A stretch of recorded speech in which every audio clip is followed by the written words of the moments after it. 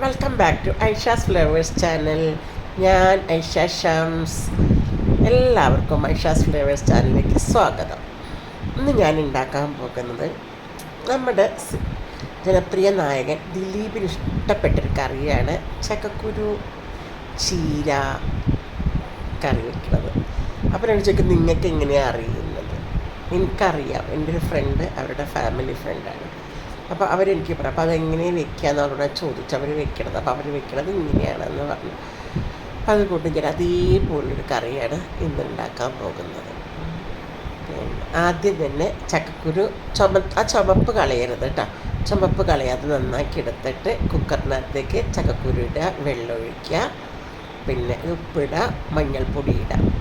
പുറത്തേക്ക് തൂകി പോവാതിരിക്കാൻ വേണ്ടി ശകല വെളിച്ചെണ്ണ ഇങ്ങനെ ഡ്രോപ്സ് ഒഴിച്ചു കൊടുക്കണം അതിലേക്ക് ഇട്ട്. എന്നാൽ പിന്നെ പുറത്തോട്ട് പോവില്ല, തീരെ ഒട്ടും പുറത്തേക്ക് എടുക്കില്ല. ഇത് നല്ല ടേസ്റ്റ്. ഇത് ഭയങ്കര ഇഷ്ടമാണെന്ന് പറഞ്ഞു. ഈ കറി ഭയങ്കര ഇഷ്ടമാണ്.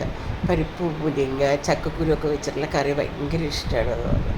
അപ്പോൾ അവളാണ് എന്നോട് പറഞ്ഞത്. തൊട്ട ഫ്ലാറ്റിലാണ്. അപ്പോൾ അവർ ഒരു ഫാമിലിയായിട്ട് ഭയങ്കര അടുപ്പമാണ്. അപ്പോൾ അവരാണ് എനിക്ക് പറഞ്ഞത് ഈ കറി. അപ്പോൾ അത് ഇതിന് വേണ്ടിയിട്ട് തേങ്ങ ഞാൻ പൂണ്ടെടുത്തിരിക്കട്ടോ. നടുവേദന ഉള്ളതുകൊണ്ട് ഇത് ചിരണ്ടിയിട്ടില്ല. നിന്ന് ചിരണ്ടാൻ കഴിയാത്ത പൂണ്ടെടുത്തിരിക്കുകയാണ്. എന്നിട്ട് അതിനകത്തേക്ക് ചെറിയ ഉള്ളി, വെളുത്തുള്ളി, അതുപോലെ തന്നെ ചെറിയ അരിമുളക് ഉണ്ടാവില്ലേ, അതും ഇട്ട് കേട്ടോ. അതിൻ്റെ ഞെട്ടി ഞാൻ കളഞ്ഞിട്ടില്ല. ഞെട്ടിയിൽ ഒരുപാട് സാധനങ്ങൾ അടങ്ങിയിട്ടുണ്ട്, മിനറൽസ്. അതുകൊണ്ടാണ് എൻ്റെ ഞെട്ട് കളയരുത്. ഒരു വൈദ്യര് പറഞ്ഞതാണ്. ഞാൻ ഒരിക്കലും ഈ ചെറിയ അരിമുളകിന് ഞെട്ട് കളയാതെ ഫ്രഷാണത്. അപ്പം നമ്മൾ പറിച്ചെടുത്തപ്പോൾ തന്നെയല്ല, അപ്പോൾ കളയരുത്. എന്നിട്ട് നമ്മൾ വെളിച്ചെണ്ണ ഒഴിച്ച് ഉള്ളി വഴറ്റിയതിന് ശേഷം ചെറിയ ഉള്ളി ഒന്ന് തൂമിച്ചെടുക്കുക. തൂമിച്ചതിന് ശേഷം ചീര അതിനകത്തേക്കിട്ട് ചീര നന്നായിട്ടൊന്ന് വഴറ്റിയെടുത്തിട്ട് വേവിച്ച് വെച്ചിരിക്കണ ഈ ചക്കക്കുരു അങ്ങനെ ഇടണം കേട്ടോ. ചീര നടുവൊന്നും കീറില്ലേ, അങ്ങനെ ചീര നടു കീറില്ല. ചീര ഇങ്ങനെ ഇടും. വെന്ത് വരുമ്പോൾ ഇതുണ്ടാവും. അപ്പോൾ എന്നിട്ട് ഇങ്ങനെ വെച്ചതിന് ശേഷം നല്ലോണം തിളയ്ക്കുക.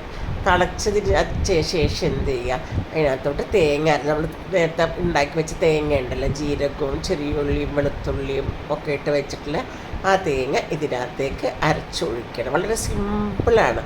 ഇത് നമുക്ക് എല്ലാവർക്കും ഇഷ്ടമാണ്. പക്ഷെ ഇത് അവർ വെക്കണത് ഇങ്ങനെയാണ്.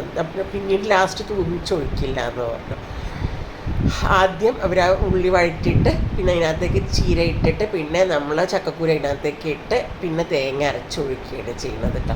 ഞാൻ ഉണ്ടാക്കി നോക്കുമ്പോൾ ഈ കറിക്ക് ഭയങ്കര ടേസ്റ്റ് ചെയ്യുന്നു. നമ്മൾ ഒരുപാട് ചോറ് ഉണ്ണാൻ തോന്നും. പക്ഷെ പേടിച്ചിട്ട് ഞാൻ ചോറ് അധികം കഴിച്ചില്ല. എന്നും കഴിക്കുന്ന അളവെന്നെ എടുത്തുള്ളൂ. പിന്നീട് വേണമെങ്കിൽ കഴിക്കാമെന്ന് വിചാരിച്ചു. അങ്ങനെ എന്നിട്ട് നന്നായിട്ട് അത് തിളച്ചിങ്ങനെ ഭയങ്കരമായിട്ട് തിളയ്ക്കുകയും ചെയ്യരുത് കേട്ടോ. ഇങ്ങനെ ഇളക്കി ഇങ്ങോണ്ടിരിക്കണം കേട്ടോ.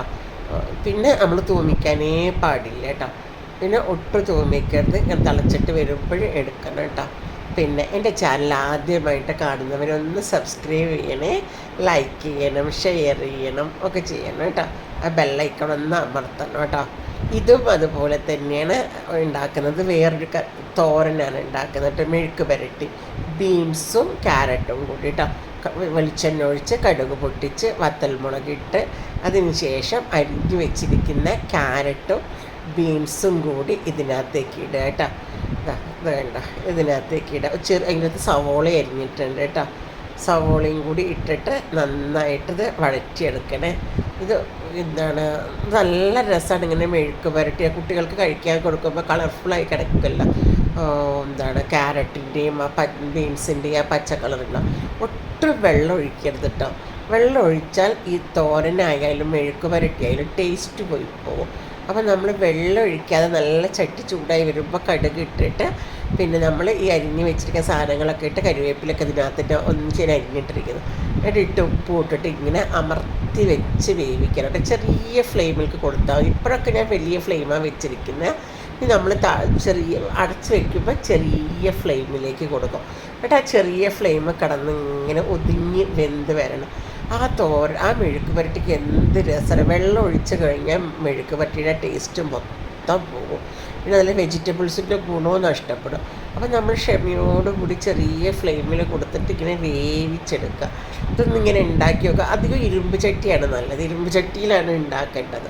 അപ്പോൾ ആ ഇരുമ്പിൻ്റെ ചൂടുണ്ടാകുമ്പോൾ നമുക്ക് നല്ലതാണത്.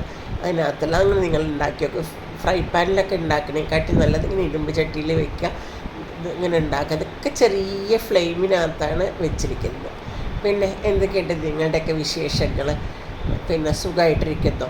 എനിക്ക് 2-3 ദിവസം യാത്രകളായിരുന്നു, അത് കഴിഞ്ഞ് വന്നു. കല്യാണങ്ങളുണ്ടായിരുന്നു, പിന്നെ അങ്ങനെ പല പല കാര്യങ്ങളും ഉണ്ടായിരുന്നു. അപ്പോൾ അത് കഴിഞ്ഞതിന് ശേഷം ഞാൻ ചോറിന് പപ്പടം പൊരിക്കാമെന്ന് വിചാരിച്ചു. പപ്പടം പൊരിച്ചതും പിന്നെ നല്ല മത്തി കിട്ടിയിട്ടുണ്ടായിരുന്നു കേട്ടോ.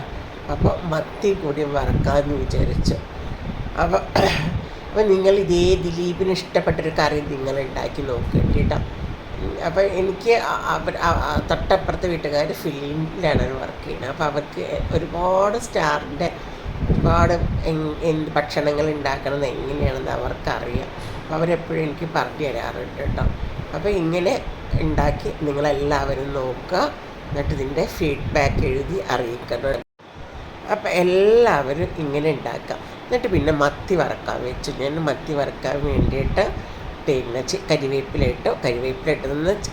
ഇട്ട് കഴിഞ്ഞാൽ അത് പച്ച കളറിൽ തന്നെ നമുക്ക് വറുത്ത് കഴിഞ്ഞാൽ കാണണം കേട്ടോ. വെച്ച് കഴിഞ്ഞാൽ ചെറിയ ഫ്ലെയിം കൊടുത്തിട്ട് അതിൽ കിടന്ന് വേവുക. എന്നിട്ട് മത്തി നമ്മൾ ഇങ്ങനെ എടുത്ത് പൊരിച്ച് വെക്കുക കേട്ടോ. ഇങ്ങനെ ഇട്ട് നിങ്ങളൊന്ന് വേവിച്ച് ഇങ്ങനെ ഇടുമ്പോൾ എന്താ നമുക്ക് അടിയിൽ മത്തി പിടിക്കില്ല, പൊടിഞ്ഞു പോകില്ല. മത്തി പൊടിയാണ്ട് കിട്ടും. ചില മത്തി പൊരിക്കുമ്പോൾ പൊടിഞ്ഞൊക്കെ പോവില്ലേ. അടിയിൽ കരിവേപ്പില ഇട്ടിട്ട് ആദ്യം വലിയ ഫ്ലെയിം കൊടുക്കുക. എന്നിട്ട് നമ്മൾ വെളിച്ചെണ്ണ ചൂടായതിന് ശേഷം കരിവേപ്പില ഇടുക. അപ്പോൾ ചെറിയ ഫ്ലെയിമിലേക്ക് കൊടുക്കുക. എന്നിട്ട് കൊടുത്തിട്ട് നമ്മൾ മീനടക്കി ഇങ്ങനെ വെക്കുക. എന്നിട്ട് പൊരിച്ചെടുക്കുക. എന്ത് രസമാണെന്ന് പറയാം ഇങ്ങനെ പൊരിച്ചെടുക്കുമ്പോൾ. നല്ല മണം ഇപ്പം തന്നെയുണ്ട്. അപ്പം ഈ വീട് മൊത്തം മണം വരാതിരിക്കാൻ വേണ്ടി മത്തിയൊക്കെ വറക്കുമ്പോൾ നിങ്ങളിങ്ങനെ ചെയ്യുക കേട്ടോ. ഒരു മെഴുകുതിരി കത്തിച്ചിട്ട് വെക്കുക. എന്നുവെച്ചാൽ എൻ്റെ ഒരു കസിൻ സിസ്റ്റർ ഡോക്ടറാണ്. അപ്പോൾ അവർക്ക് കൺസൾട്ടേഷനൊക്കെ ഉണ്ടാവും എപ്പോഴും വീട്ടിൽ. അപ്പോൾ അവളെപ്പോഴും ചെയ്യുന്നതാണ് മെഴുകുതിരി കത്തി.